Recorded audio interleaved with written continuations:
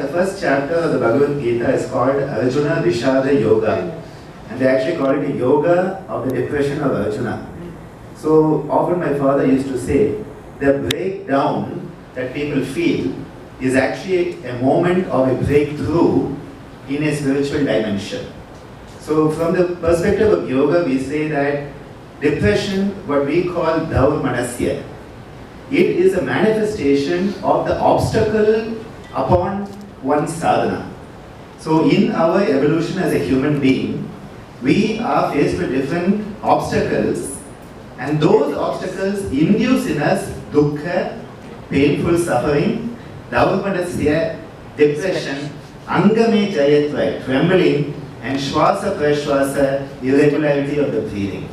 So yoga says depression is a sign that you are on the path and something is blocking you, but it is an opportunity where coal can say, I will take the stress and become graphite, and graphite says, I will take the stress and become a diamond.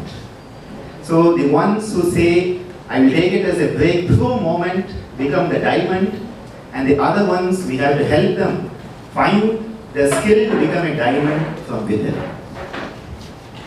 Suicide is a different thing. Attempted suicide, there's a whole lot of formalities which go through a police case, and a lot of time and energy is wasted on that. The people are treated as criminals. Now that, the very fact that it's decriminalized, the possibility that they may seek treatment is much more.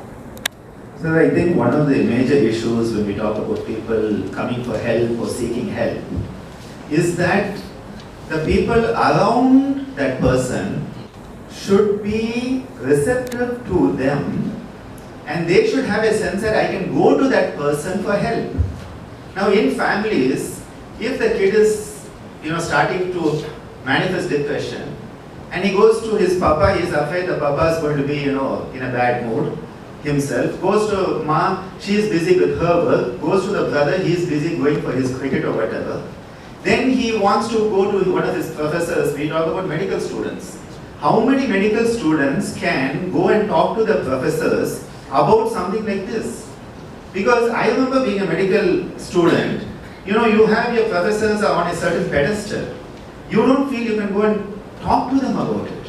So I think one of the major issues is that we need to be accessible to the vulnerable population. They need to feel that this person is a friend, not just a professor, not just a teacher, not just a parent, but that they are a friend to whom you can go and confide without them starting to judge you. Because a student is afraid, a first year student, if he goes to a professor of anatomy or physiology or biochemistry and starts to manifest it, they will be scared. Will I be judged? And will this affect the rest of my 4.5 years as a medical student? So I think one thing is that we need to create an environment, and that is why this type of program is so important, that we make ourselves accessible. Now, I remember even before I joined here, Meena was running CITER, and we had a person come in who was studying in Annamalai University at that time, and that lady came in a very depressed situation, and after talking to Meena for about 1 hour or so, because we had a lot of counseling in the yoga, when she left, she said, where is the dustbin? And Meena was wondering what's happened. And she said, well, it's in that corner. We were still next to the blood bank in those days. And she said, no, where's the dustbin? She said, it's there. And the girl dropped something in the dustbin. And Meena said, what is it? She said, I bought some poison to take today. And after talking to you, I feel life is worth living. That is what we have seen. Because there was somebody who could listen to them. Are we capable of listening to others? Do we care enough to listen to someone? Someone calls us up and we say, meet me next week for an appointment. They may not be there next week. So we need to understand that when there's a call for help, it needs to be understood and answered right now, not tomorrow, because tomorrow may not be there for that person. Which apparently is very important for her.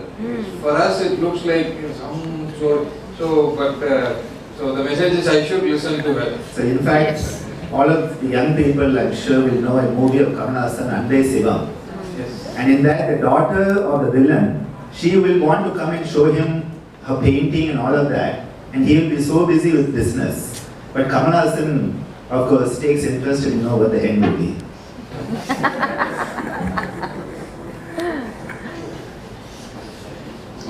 So, once identified, how do we manage? It's very brief overview.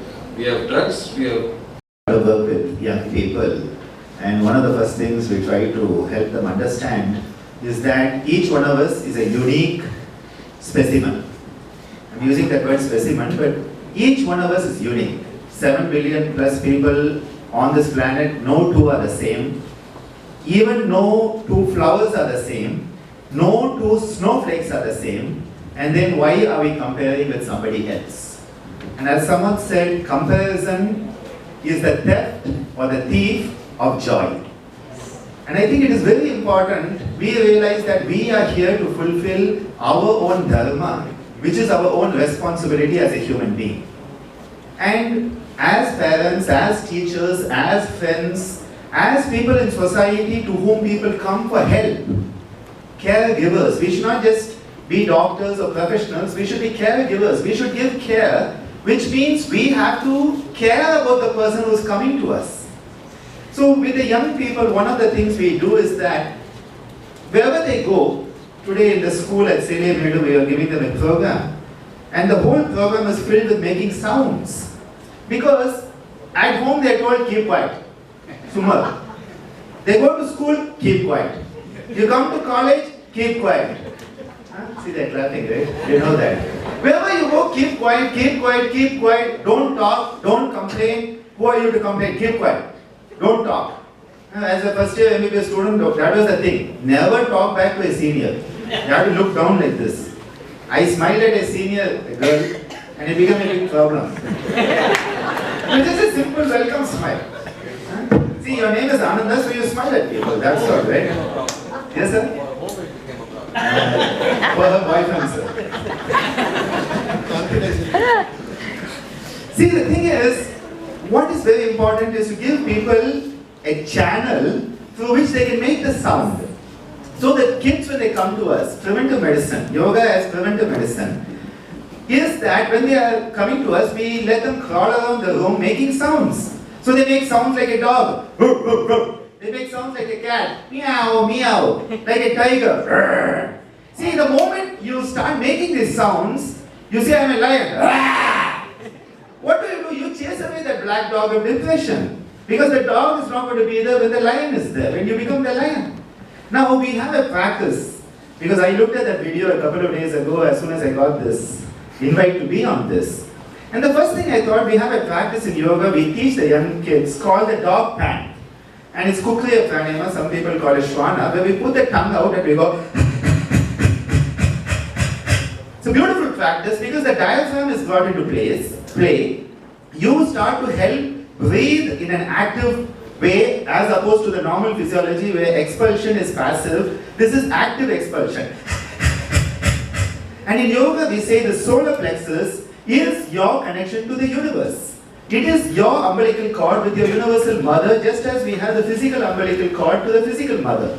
So this energization of this reconnects you as a solar being with the universe, this solar system with which we are connected. When you feel one with the universe, you cannot be depressed.